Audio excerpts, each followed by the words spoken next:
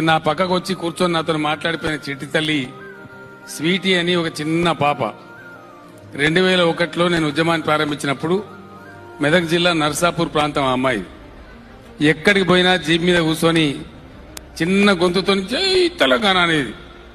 ఇప్పుడు ఇంత పెద్దదైంది తెలంగాణ వచ్చేటప్పటికి.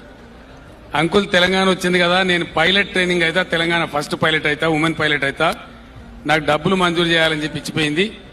మీరు బ్రహ్మాండంగా సపోర్ట్ కొట్టున్న ఆ అమ్మాయి పైలట్ కావాలా, తప్పకుండా ఈ అమ్మాయికి డబ్బులు ఎన్ని అవసరమైన మంజూరు చేసి ఆ అమ్మాయిని పైలట్ని చేద్దాం.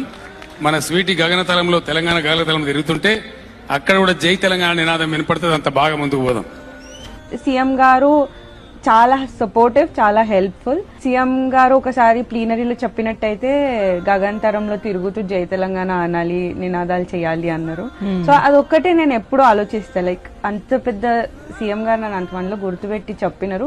సో ఎప్పటికైనా I should finish it. And నేను గగనతరంలో తిరుగుతూ జై తెలంగాణ ఫస్ట్ ఫ్లైట్ లో నేను అదే చేసిన. తెలంగాణ అమ్మాయిని అయ్యండి పైలట్ అయినాను అంటే ఇంకా ఫినిష్ చేసుకొని వచ్చినంటే హ్యాపీ ఫీల్ అయినాను. I'm so happy.